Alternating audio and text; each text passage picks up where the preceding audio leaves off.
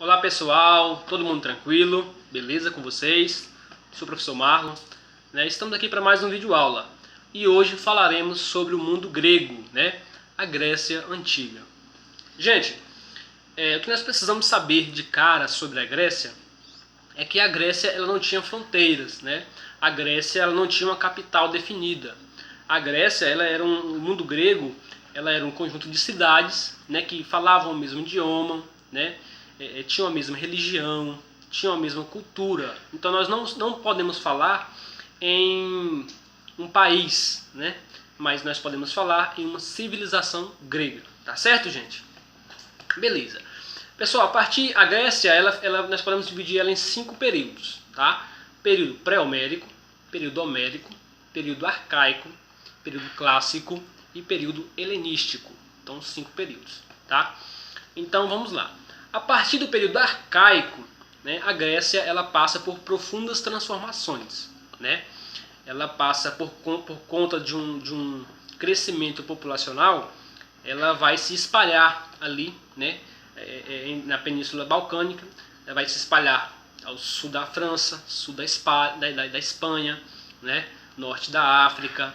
Então nós vamos chamar esse episódio de colonização grega, tá certo, gente? Então, colonização grega.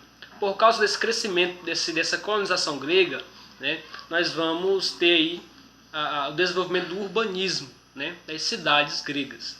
E as cidades gregas elas eram diferentes das atuais, né?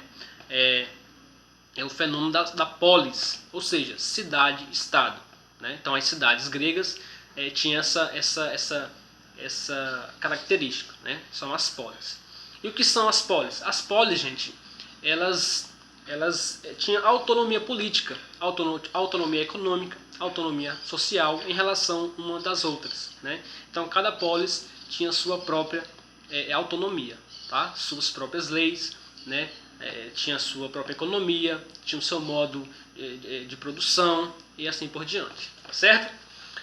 Gente, por causa por conta dessa virtude, né?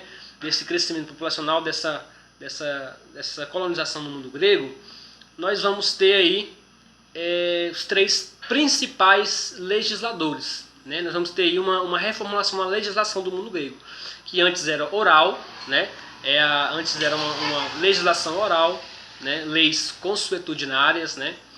E após esse período, a partir do período arcaico, nós vamos ter aí uma mudança na legislação. A legislação, nós vamos ter a introdução da escrita, e a legislação no mundo grego passa a ser escrita.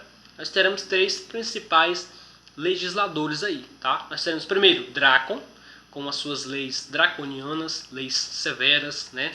As leis rígidas. Nós teremos Solon, com as suas reformas, Solon que vai implantar, vai abolir a escravidão por dívida, né? Nós teremos também Clístenes, com as suas reformas, abrindo direito aí à igualdade jurídica, né? Abrindo caminho então para a democracia. Tá certo, gente? Então nós temos 3 principais legisladores do mundo grego, tá? Pessoal, vamos falar um pouco, dentre essas polis que vão se desenvolver, 2 merecem destaque. Vamos falar um pouco aí sobre Atenas e Esparta, tá? Vamos falar de Atenas. Gente, Atenas ela tinha uma economia mercantil, tá? Elas tinham uma relação muito bem ali com o mar, né? Tinha uma relação muito bem com as outras cidades, né? Com os povos estrangeiros. Então ela era também cosmopolita. Por quê? Porque recebia muito bem os estrangeiros, recebia comerciantes, filósofos, recebiam religiosos, né?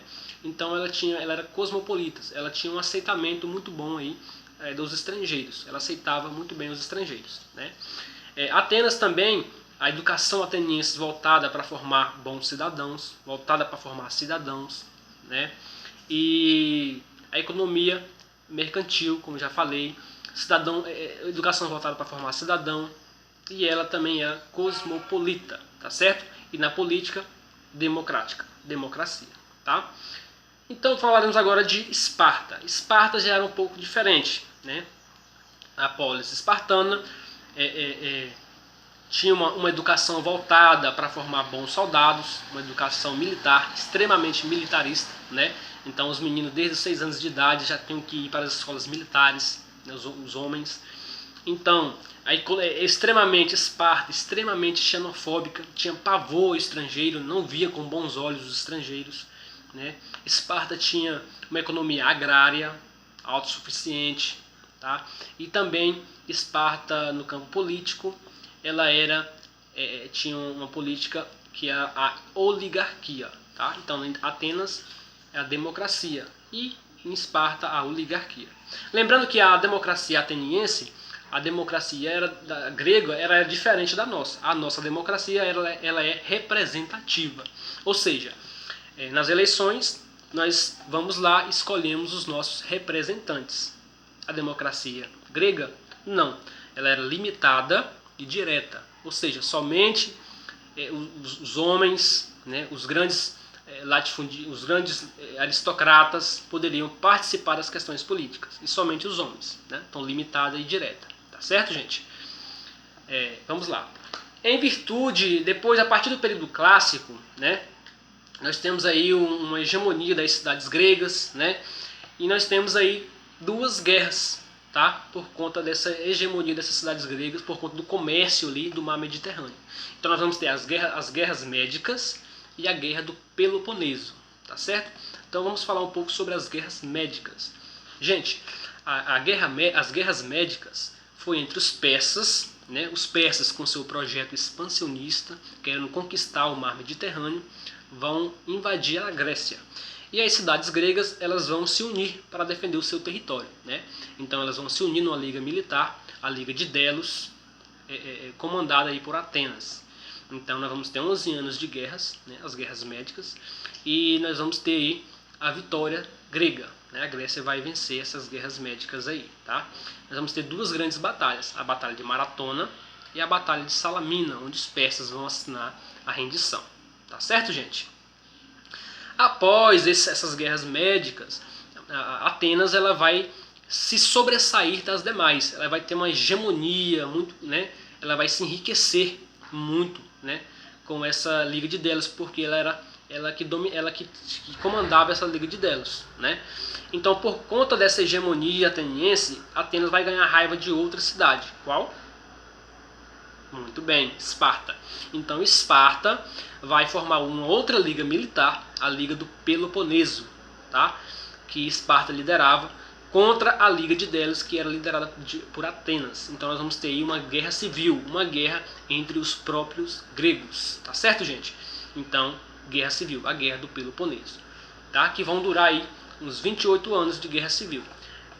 Esparta, que vai ter a vitória de Esparta, destruindo Atenas. Esparta estava destruindo a própria Grécia. Após essas guerras, essa guerra do Peloponeso, um povo vizinho, o povo da Macedônia, vai invadir e conquistar a Grécia, vai subjugar os gregos, né? Filipe II, rei da Macedônia, vai subjugar os gregos aí em 337 a.C., tá certo, gente?